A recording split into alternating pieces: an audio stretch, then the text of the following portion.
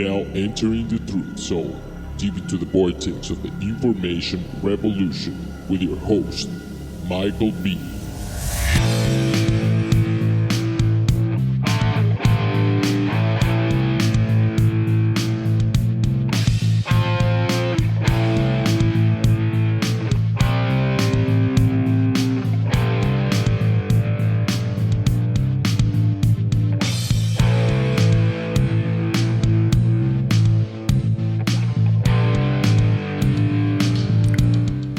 I am your host, Michael B. This is the Truth Zone, coming to you live on this TGIF. And for me personally, it's a big time TGIF because fortunately, unfortunately, a dark chapter, if you want to call it that, is closing, which an anchor is going to be taken off of me, and I'll be able to do what I really want to do, and that's help people understand that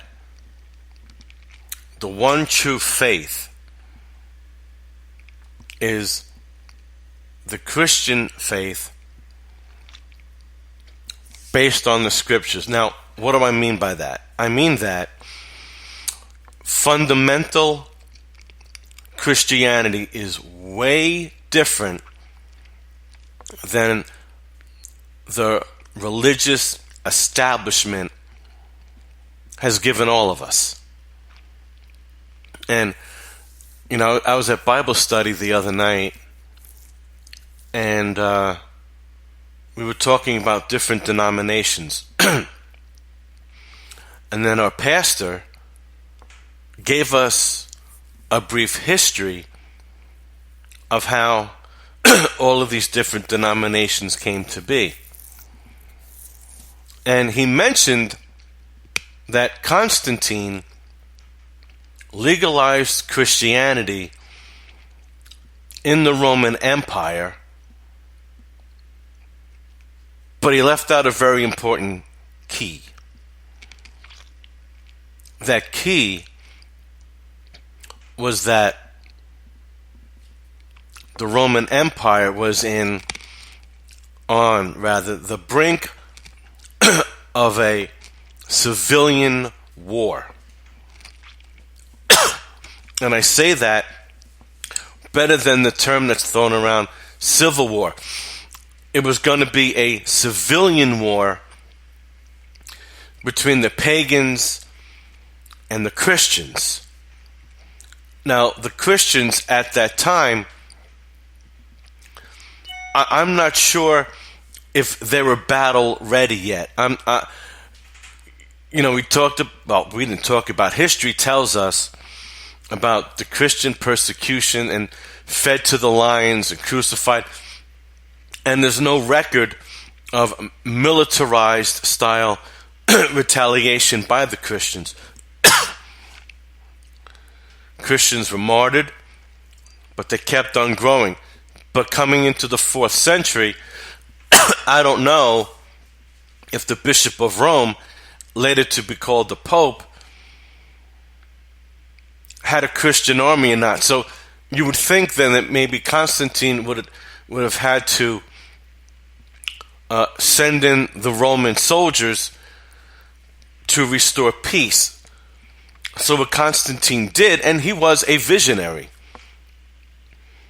he realized to save the empire, he had to please both sides, and there was a compromise. Sol Invictus and Mithraism refused with Christianity, giving you a hybrid of a pagan Christian establishment. And at that time, they had a monopoly. The Church of Rome was it. Yes, of course, they were in Antioch and all the other cities, but they got the orders. The hub was Rome. There were no Protestants, Presbyterians, and all that other stuff. It was a monopoly. And temptation comes in. You're given power. Allegedly, Constantine wrote a will giving the Catholic Church temporal authority. Thus, we have the divine right of kings. And I'm bringing this up because, it's in vogue, and some of it is proper to criticize Christianity, but the faith shouldn't be criticized. The establishment, rightfully so, should be criticized. And this is something that I want to share. Of course, I'm still going to have a secular job, so I won't be able to do this full time. But the anchor, that is coming off my personal life will open that door to where I can go for a pastor certificate, have credibility with people, and I want to go into that, and I want to help people. I've always had that urge, but now it's the strongest it's ever been. And the shackles, you see, folks, I'm censored in my own home. Censored. Because I live with someone that, I'm just going to say it, is a new age psychic, transhumanist, and has mocked my faith. Oh, she'll deny it, but it's true. And it has reached a crescendo where it's time to move on. So, and this blew up for the last time last night, and I'm glad it did. It's a relief. I almost left in June, and she asked me to stay, and to my chagrin, I agreed. I should have kept going. Because, quite frankly, I've lost at least 2 months, and I'll lose more because we have to sell the house. We just have to. And I'm not going to go into her personal ordeals. It's not right of me, but the house has to be sold or it's going to be foreclosed. And I share that with you. I'm an open book because I made, again, the crucial mistake of relying on my judgment, on my infatuations, and I went against Scripture. What was I doing getting involved with a sorceress? What was I doing?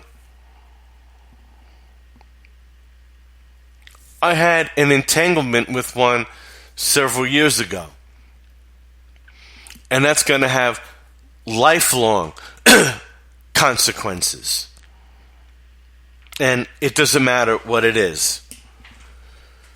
But it will have a lifelong effect. And then here I am once again. And it's funny because I thought about it. When we met, and she handed me her business card, and it said psychic on it, for a split second, there was a pause. Like, I should have ran. Instead, I said something cute, like, gee, I guess our meeting was written in the stars.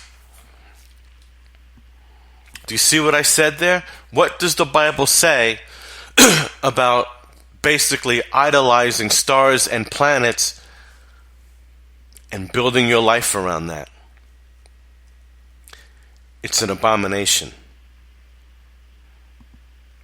And here I am, 3.5 years later, and I'm in the whirlwind of an abomination. You see, you can't fight it, folks. You just can't. Now,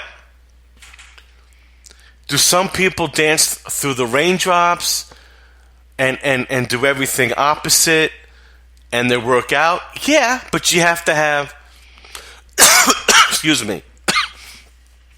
You have to have two, may I say, chaotic individuals, and then, but really, right, two negatives repel, two positive repels, and that could be even more disastrous. But it can work out if they're of the same mindset. But you see, I asked for this ending. I asked for it. I went against the scriptures. And once again, I'm paying the price. I just thank God I didn't have any children with her. Thank God I'm 52 and she's 47 and we can just part company and be done. But I asked for this. I brought this on me. You see, and as I said during the week and at other times, God doesn't smite us, excuse me, the allergies, and they'll go away when I'm out of here. And I know it's stress too. God doesn't spite us from heaven. God doesn't punish us.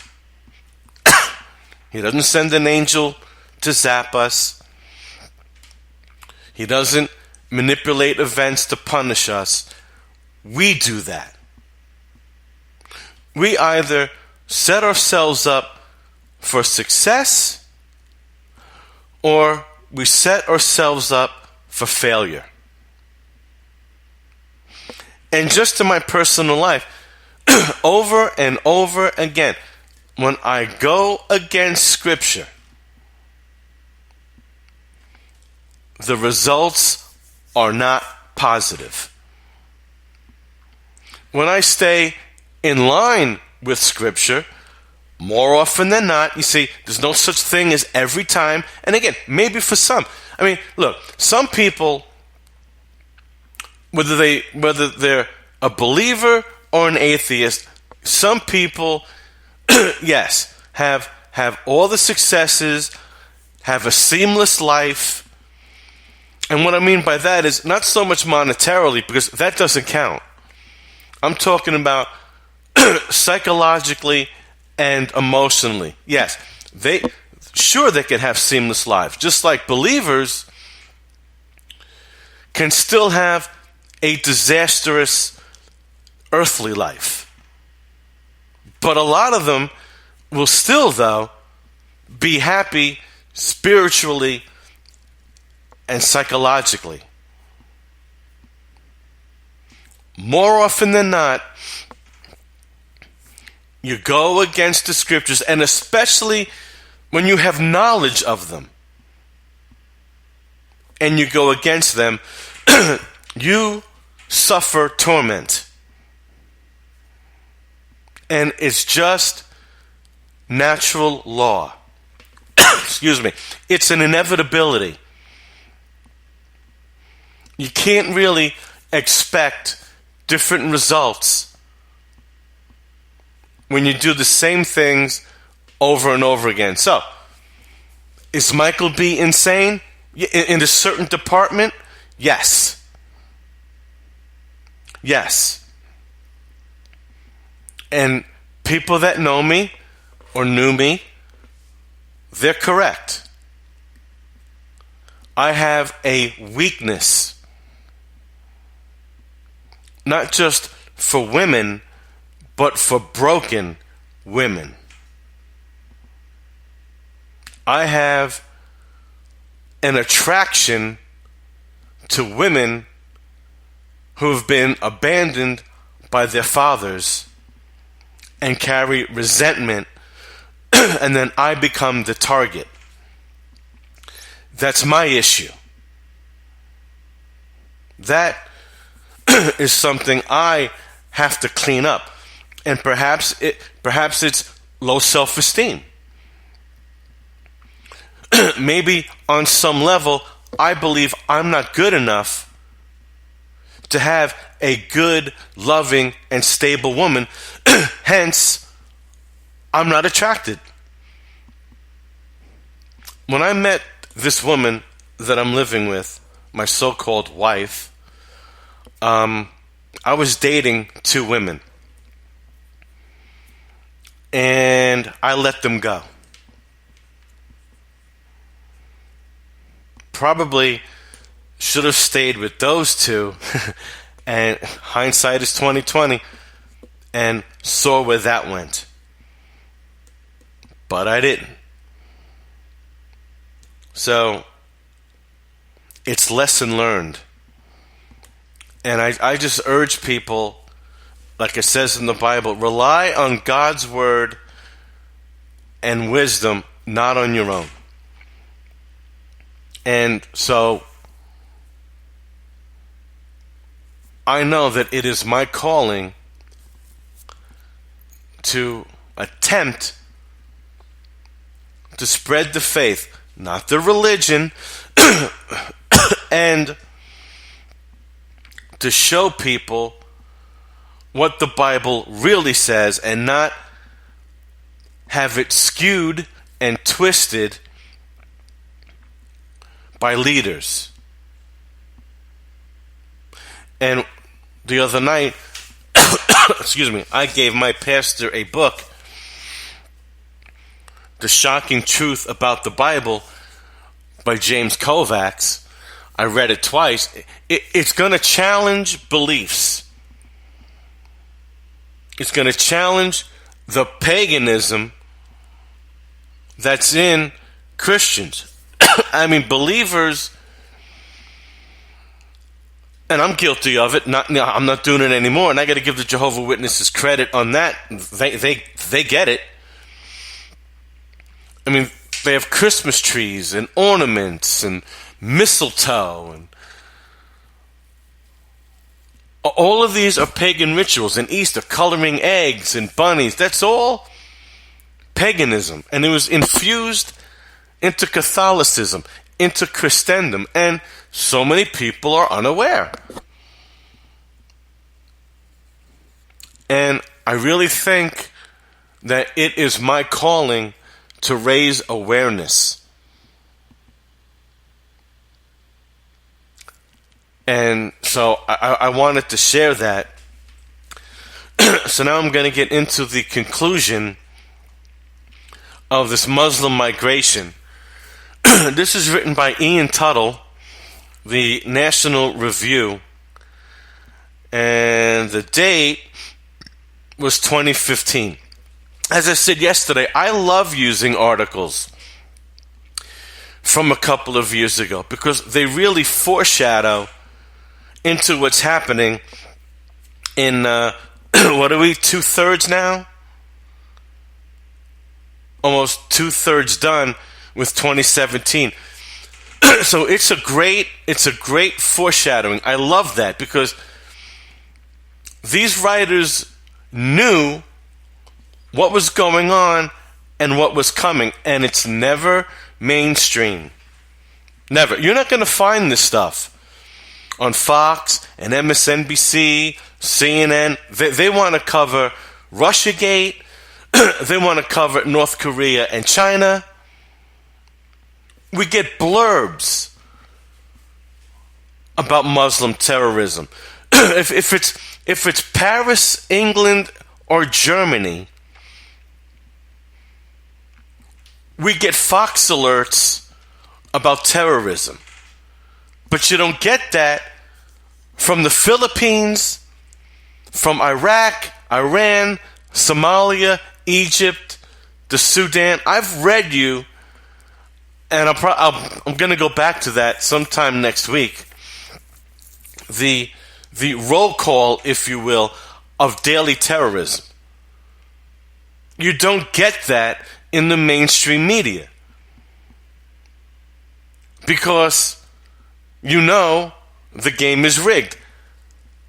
They don't want us knowing about that because it will cause such an uproar in this country that we're already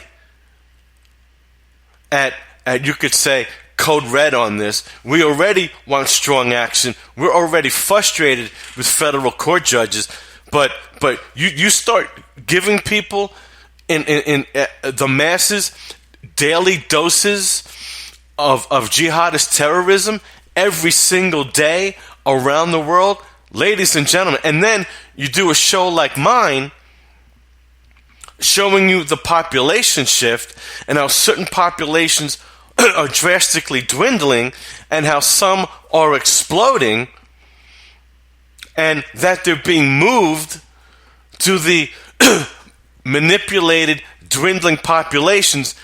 You better believe we're going to go to red alert. But they don't want it.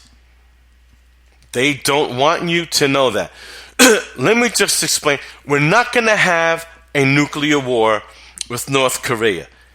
It's not going to happen. Only one time was a nuclear weapon used from one country to another. And that was when the United States, under 33rd degree Mason, Harry Truman, nuked the Japanese Empire because nobody in the world had it. I assure you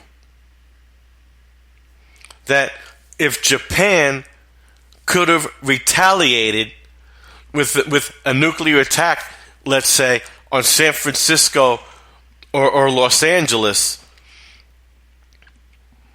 you better believe we're not shooting off a nuke. I'm telling you. This is all a huge dog and pony show. I'm not saying there's not going to be a skirmish or two. This is all a big pony show, ladies and gentlemen. Just to keep us off balance. Just to keep us away from really what's going to take down the United States and the Western Hemisphere if we do not stay vigilant and resist. So I'm going to go into this article that's over almost 3 years ago. Preventing a Paris-style attack is, in part, a numbers game. Americans don't seem to be paying attention. Well, one thing, though, is true. Fast forwarding to nearing the end of 2017, we certainly are more aware. We're paying more attention, I believe, than we were 2 years ago, but only because terrorism has ramped up.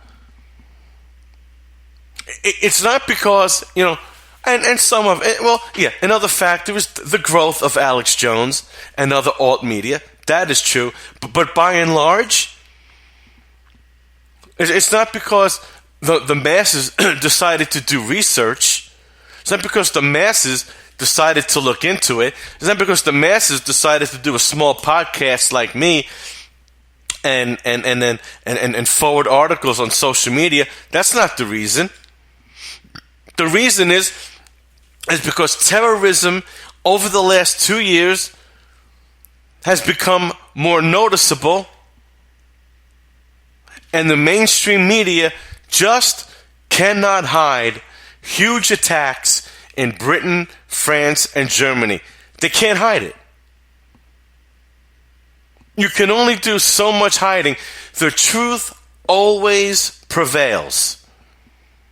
It could take a long time, it could take a short time, but the truth always prevails. It's true on every level, ladies and gentlemen. So we certainly are more aware, only because we're in a worse position than what we were in 2 years ago. A major Islamist terror attack in France was only a matter of time. And again, put your 2015 hats on. For several decades, the country has invited immigrants from the Middle East and North Africa en masse. First, to bolster the labor force in the rebuilding years that followed World War II. Then, out of multicultural impulses, that's the big one, that prevailed over prudential considerations. And that means using prudence or wisdom. That radical Islam, and I'm going to say it again, it's not radical Islam. That Orthodox Islam was transplanted to France, grew in strength and extent, and bore, well, at that time, this week's hideous fruit was not difficult to predict. No, it isn't. Because I've shared over the years, and I'll probably share again, a fantastic article called Islam in a Nutshell that gave a point-by-point breakdown of how terrorism and violence increases per the increase of Muslim population numbers.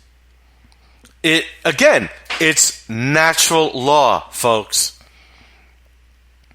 When you bring in, and I'm going to say it and I don't care who doesn't like it, when you bring in a satanic, inbred, unassimilable, if that's the word, I'm trying to say assimilate. Is it assimilable? The adjective? Whatever. When you bring in the people that won't assimilate, can you please tell me how it's going to work out to the benefit of that nation? Please. It's like communism and socialism. Please show me one country where it actually worked. Some people like to throw in, well, everybody's happy in Denmark. Are they really? Have you been there? And maybe they are happy. You know what they say, ignorance is bliss. They've never been a free libertarian, excuse me for the stuttering, libertarian nation. They've always been in a feudal socialist society. Always. So, look, when you're born into captivity, you don't know any better. It's only when you get a glimpse of that freedom.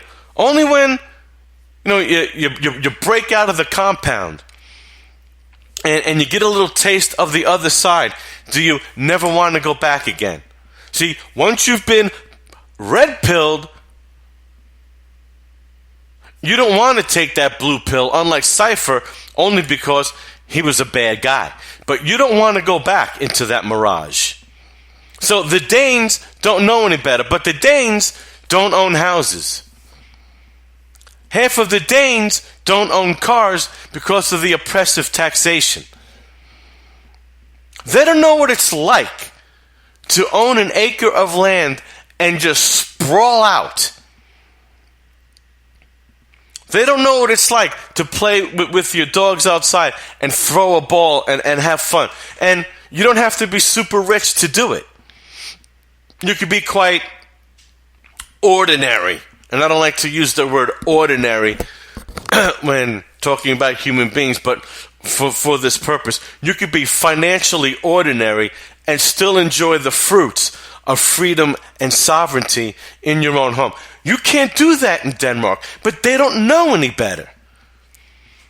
They never had that taste. So perhaps that's true.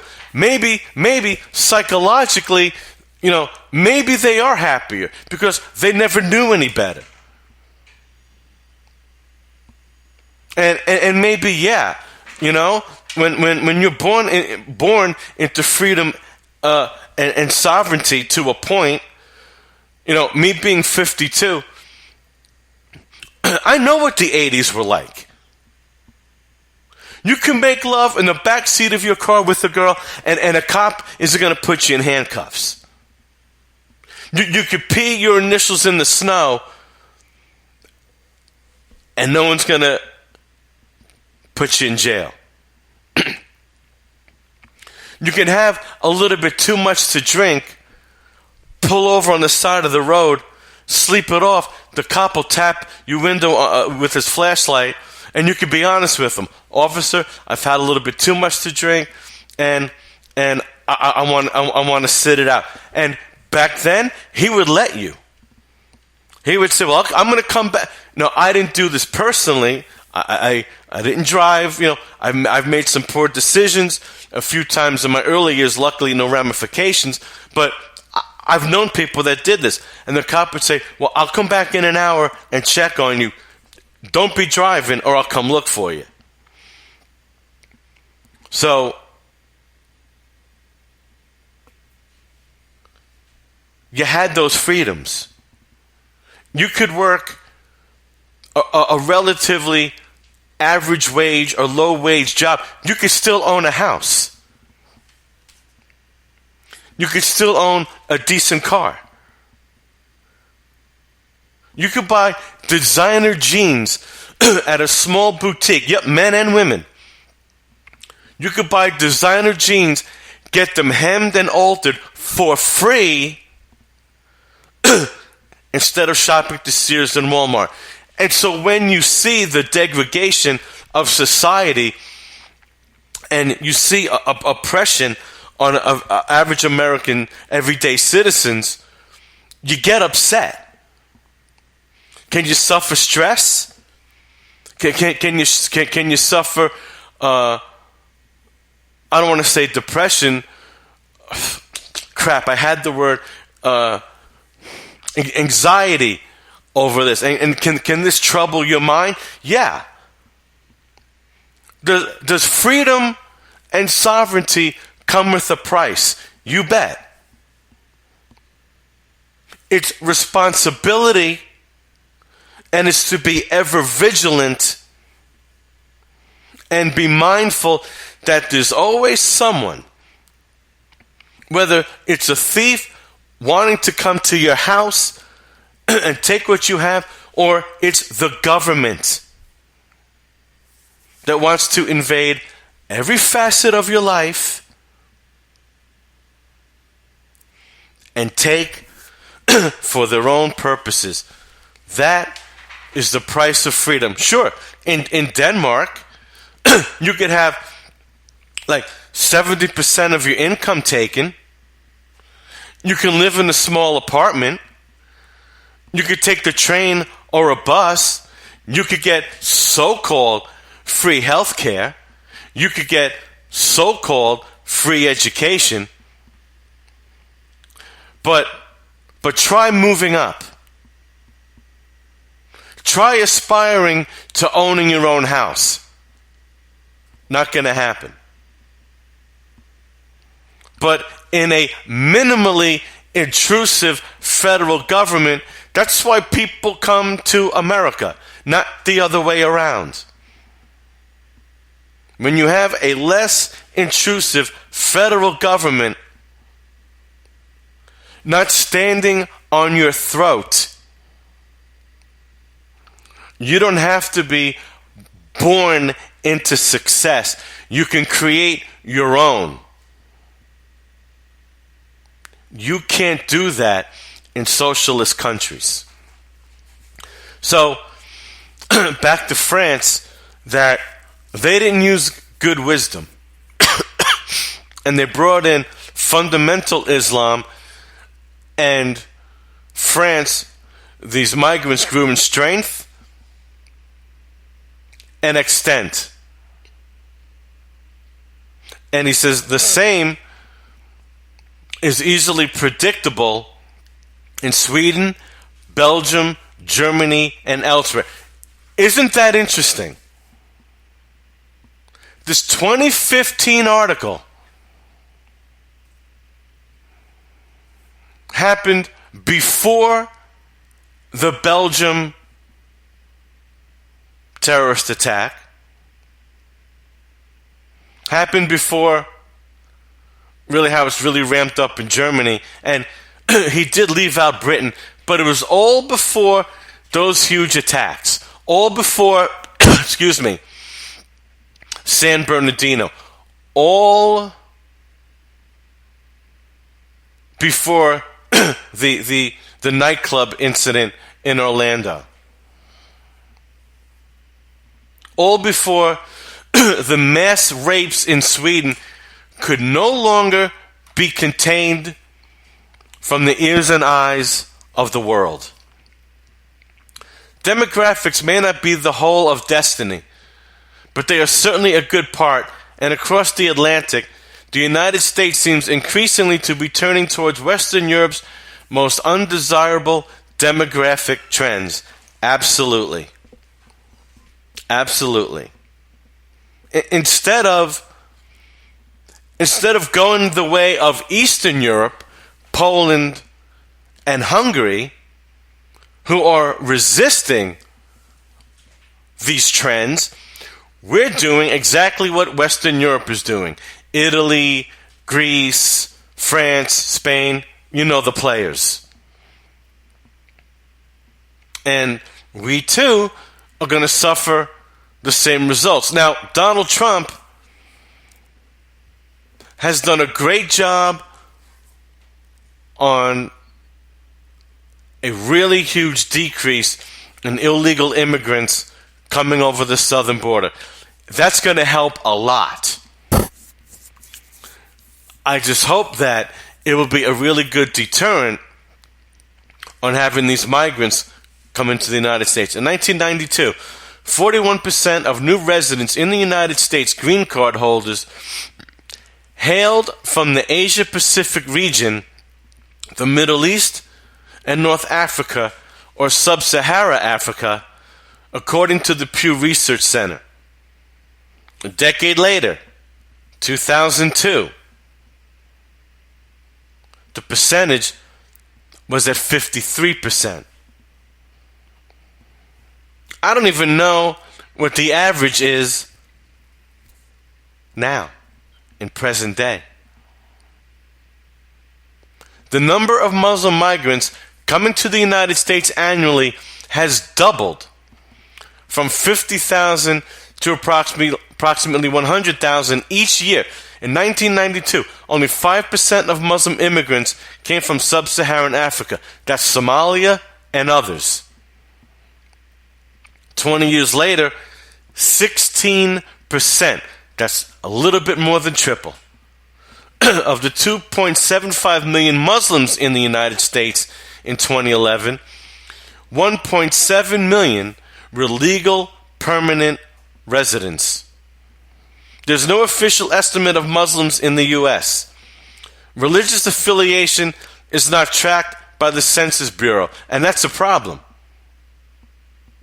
Because Islam is a religion, dare I say, a satanic ideology. It is not a nationality. However, Pew's estimate of 2.75 million seems to be on the lower end. Well, that always happens, folks. You always get the lower end when you're doing these surveys. Just like when I've given you the daily roll call of terrorist attacks around the world. The website even says they don't catch them all. It's impossible. So you're always getting the lower numbers. The Council on American Islamic Relations, CARE, another terrorist group, in my opinion, says there are approximately 7 million Muslims in the country. Well, that's of 2015. Wonder how many it is for 2017. Western Europe has opened the doors, and Germany especially, and terrorist attacks have greatly increased. And Chancellor Merkel is keeping those gates open.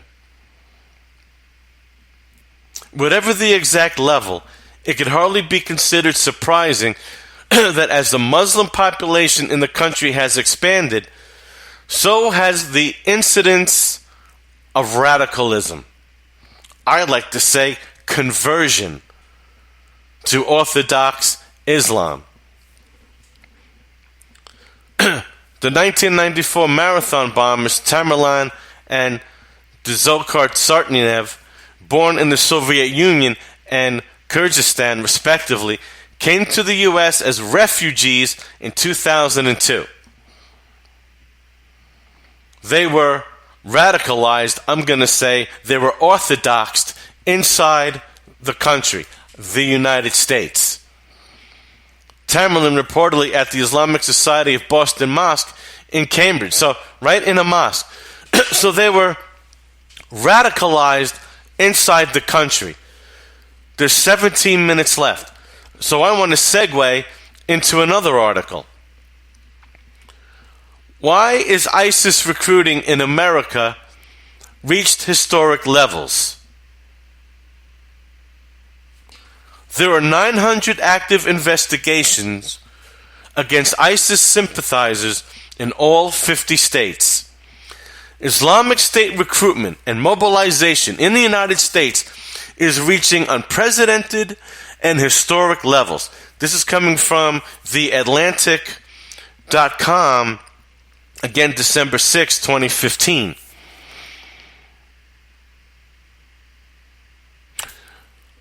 It's not as big a problem here as it is in Europe yet, but ISIS is now reaching Americans at a faster pace than Al-Qaeda ever did.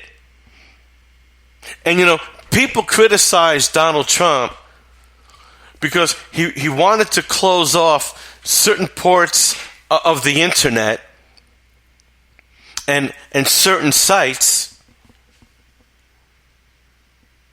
that harbored Islamic recruiters. People called that censorship. No, I call that due diligence. I call that protecting the general welfare of the country, which is what you're supposed to do. That's not putting everybody on welfare, is to sustain the country to the positive result for the people. That's what the general welfare meant. And what he wanted to do was not censorship. That was prudence. Freedom of speech, ladies and gentlemen, comes with a responsibility. It is not unbridled. It is not unchecked. If it was unchecked, can you imagine how many people would be in psych wards today due to verbal abuse? I mean, come on.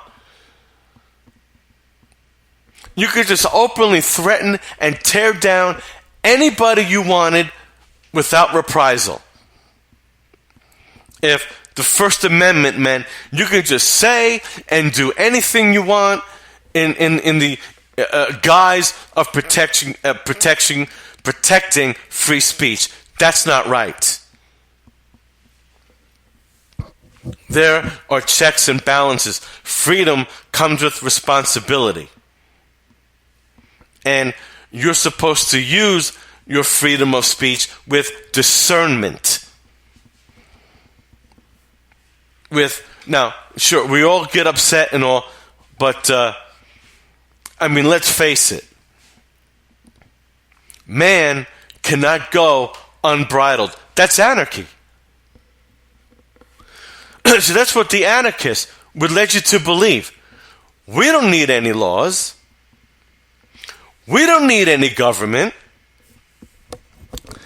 We can just do it all by ourselves. Do you know how many times I've seen anarchists say, well, if someone comes on my property, I'll just shoot him. You know how many anarchists have arsenals in their homes? And believe me, folks, I am very pro-Second Amendment. Don't get me wrong. But let's face it. If we didn't have consequences for abusing our amendments, where would we be? So Donald Trump was absolutely correct.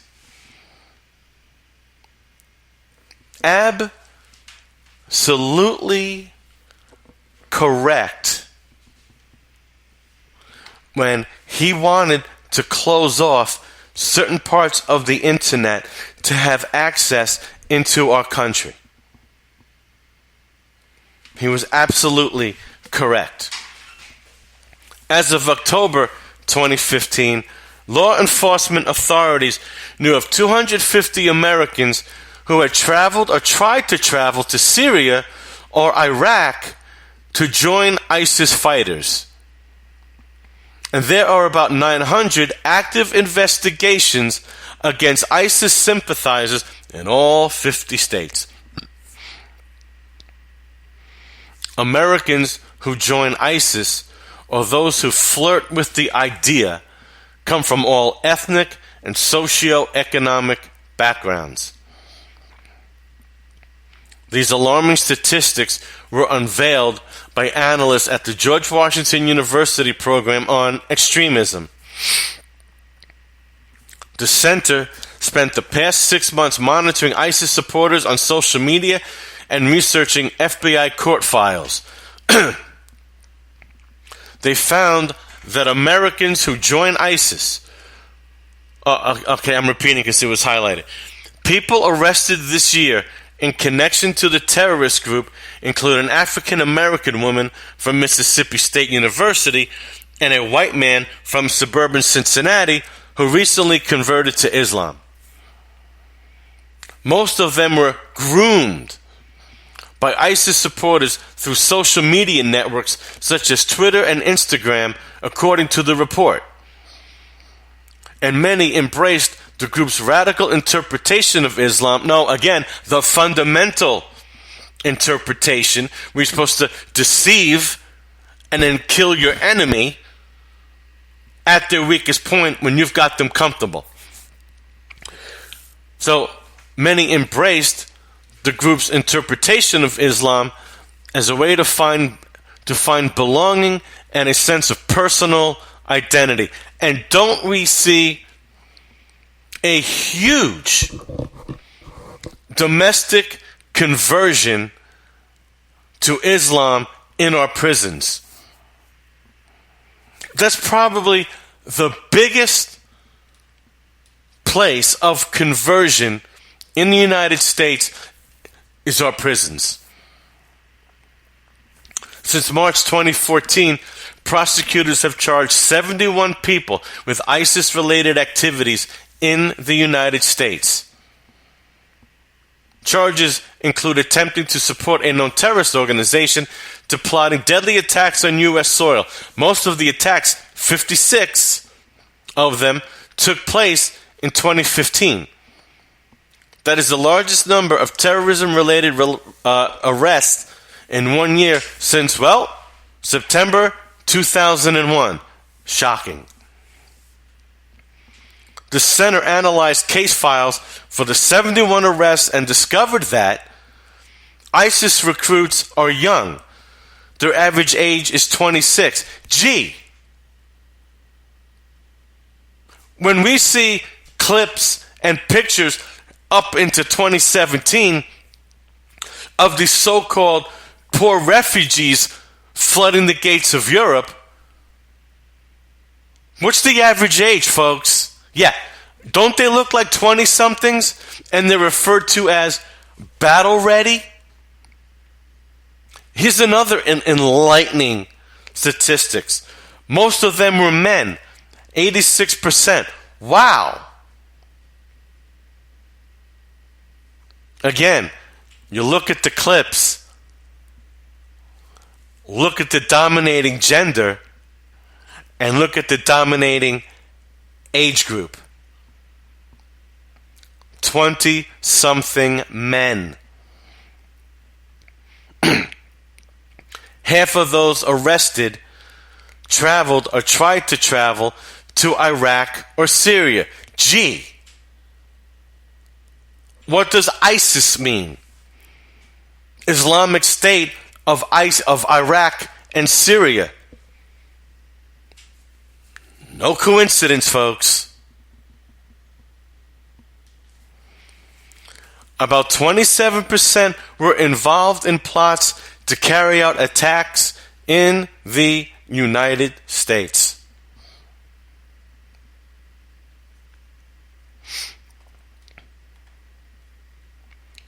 Another article. Excuse me for the dead air. More terrorists are born in the United States than from countries included in Donald Trump's Muslim ban study finds.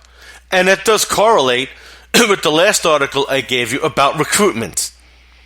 This is coming from The Independent, February 1st, 2017. While President Trump has been tweeting about the necessity of banning immigrants and refugees to stop an influx of bad dudes to the U.S., he might be shocked to learn that the highest number of domestic terrorist attacks in recent years were carried out by U.S. citizens. Imagine. Information from terrorism in America after 9/11 found that 190 Excuse me. This sorry, my laptop is flipping on me. Just bear with me.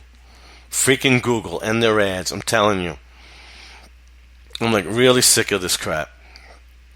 But anyway, information from terrorism after 9/11 found that 190 U.S.-born citizens have been charged with or died while carrying out jihadist terrorism since 2001.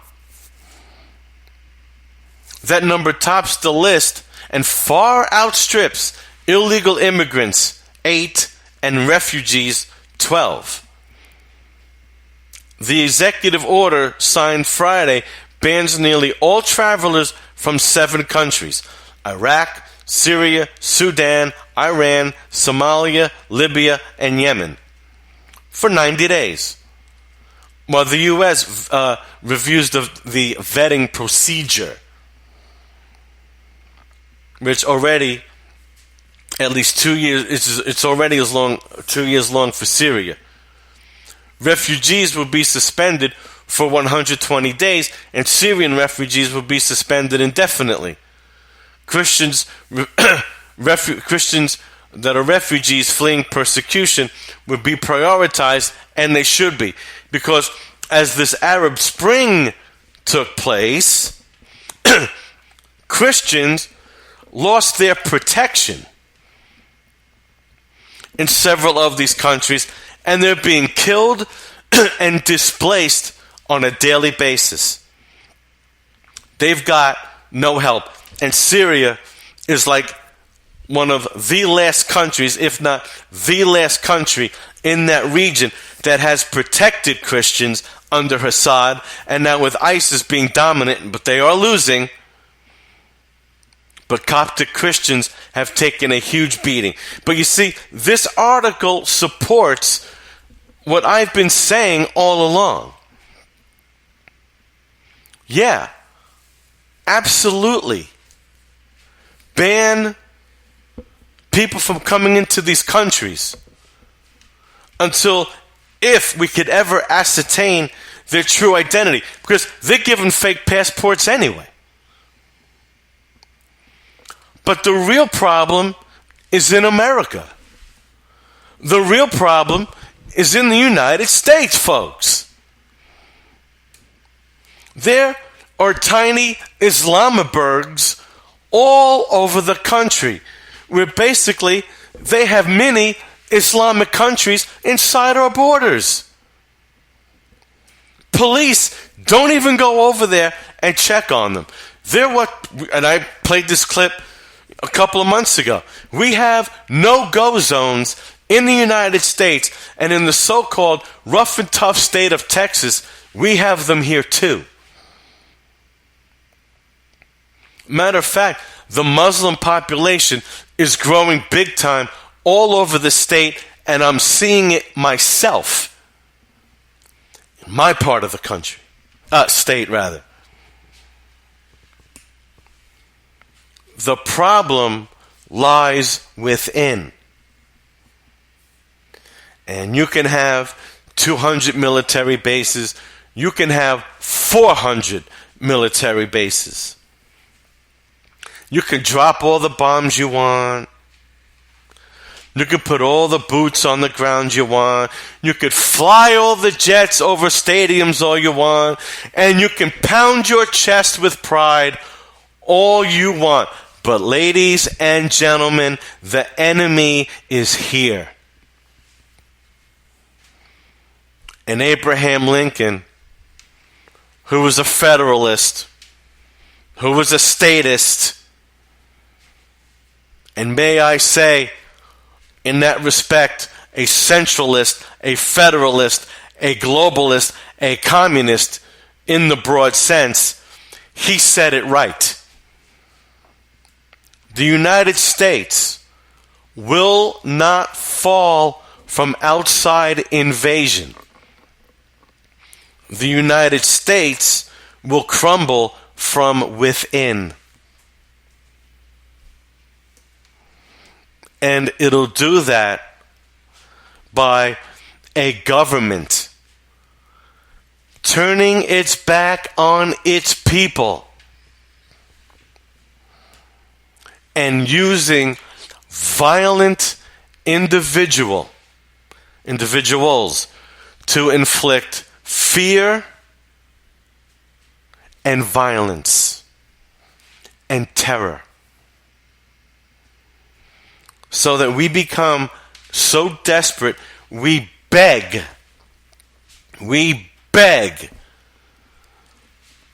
the government to roll in the tanks and to save us. If this trend continues, the American people will ask for martial law.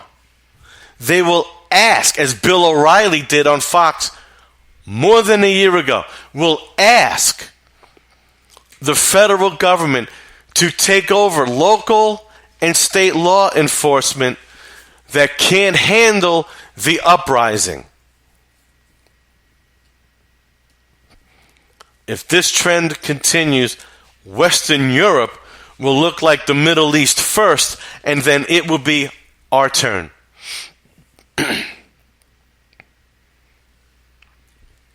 This is what I have shared with you all week long. The biggest threat to this country, the biggest threat to our families, the biggest threat to everything we hold dear does not come from a foreign entity.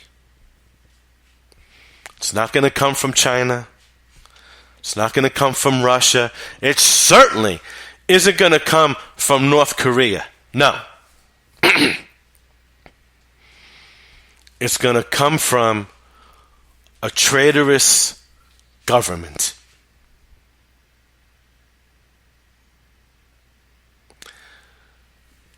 And President Trump, I believe, and I hope I'm wrong, I believe he's the last shot.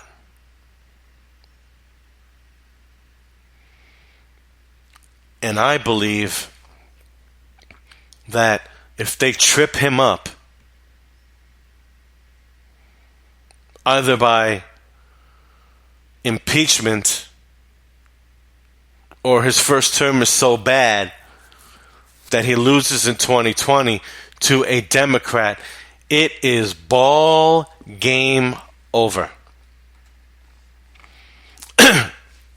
We held it off with Hillary Clinton, but we might not be so lucky in 2020. Now, these people coming from oppressive governments and all, coming from dirt poor environments, how did they get here? Someone has to finance them. Have to. And it's been said all along that the main culprit is George Soros. Documents show that George Soros's Open Society Foundations has spent $1.8 million to improve the image of Somalians, which really is an impossibility, in Europe, well, maybe there, and to combat Islamophobia. This comes from Breitbart, August 16th of last year.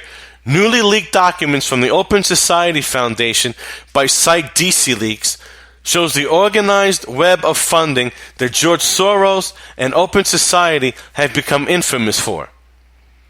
One particular report shows funding for an initiative to promote the image of Somalians in Europe who, according to the report, are in the top 10 most discriminated people on the continent because they're the most violent.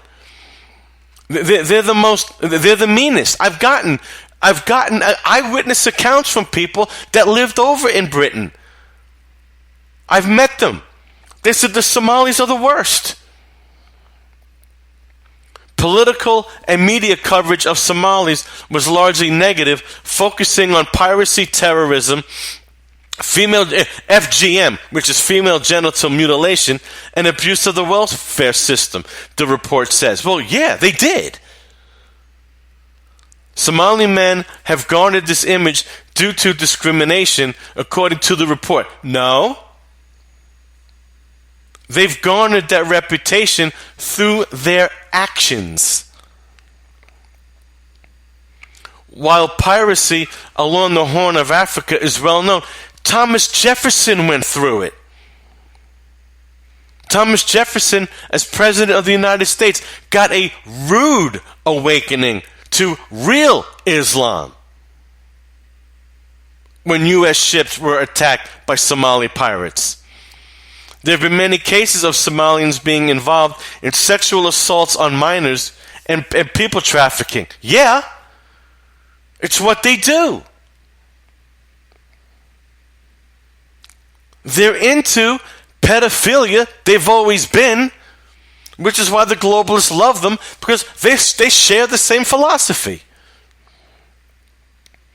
Other cases, including the murder of a Somalian man who posed as a minor and murdered asylum worker Alexandra Metzer earlier this year, have also generated negative press. Well,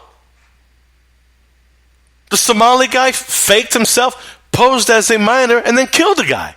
Killed a social worker.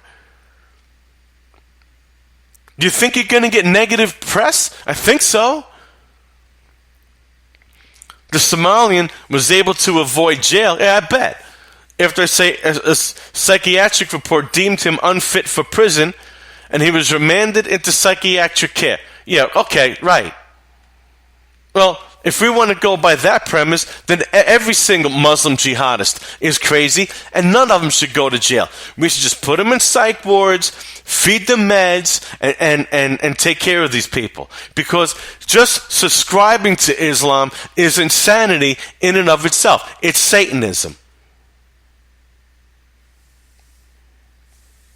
Fighting nature and being a liar, being oppressive to women, brutally killing people because they're different from you is against nature. That is insanity.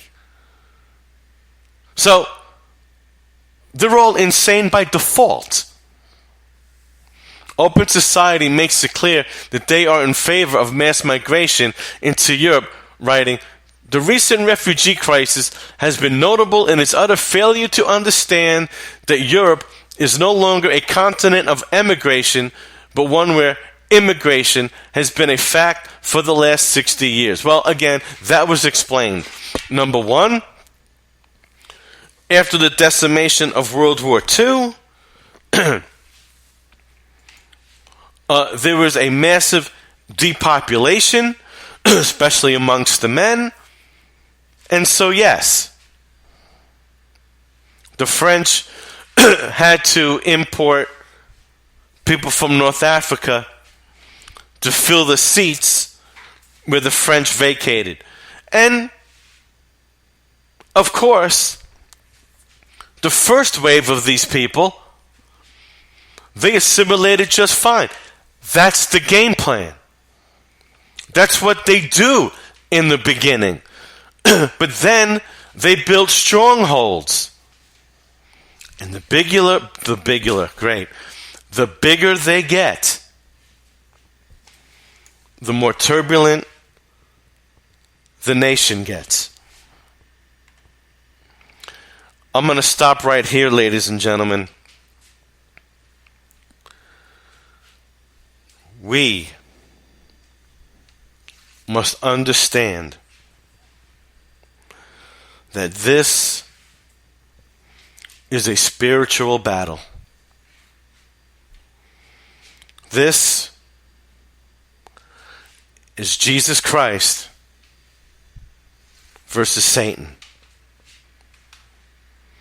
The war is alive and well on this planet. And Satan's nuclear weapon is not a nuclear weapon. It's not so much bullets and bombs. It's a psychological war. It's an information war. It's true. It's a soft, grinding erosion of Western civilization. And we're seeing an increase in all of these attacks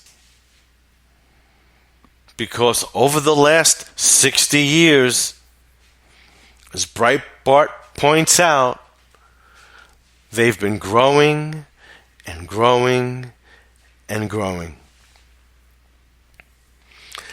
And it may not happen in our lifetime. Certainly not people 50 or more. I think it's very outside because they gave you the projections of 2050 and all of that. But if this, we might see Europe in flames in the next 20 years. Perhaps. But America, it'll take a little longer. But without intervention, human or spiritual, the inevitability of a one world government permanently has never ever been so possible in our history because of one word: technology. Millions and millions are reached every single day with any type of agenda that the source feels compelled to distribute. Never had this before. It's no longer city to city, state to state, nation to nation. No. It is now done through the hologram of the internet. Technology has no borders. Technology has no lines. It is infinite.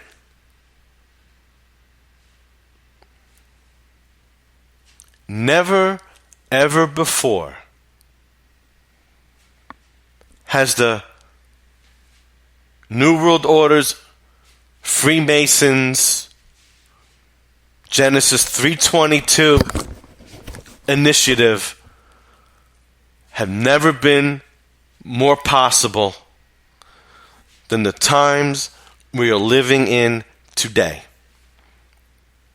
Genesis 3:22 was when God expelled man out of paradise and kept him from the tree of life so that we could not live forever and be like gods, like the God. And that is the goal of people like George Soros, and maybe even people higher than him.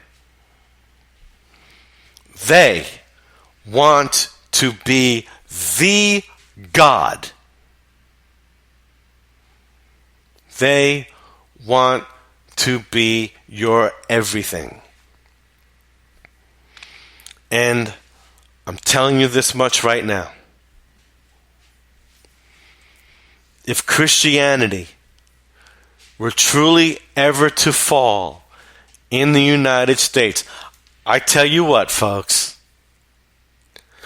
all of you people, spiritual or not spiritual, that are not spreading the word of the Lord, and if Christianity falls, you people, all of you, are going to go down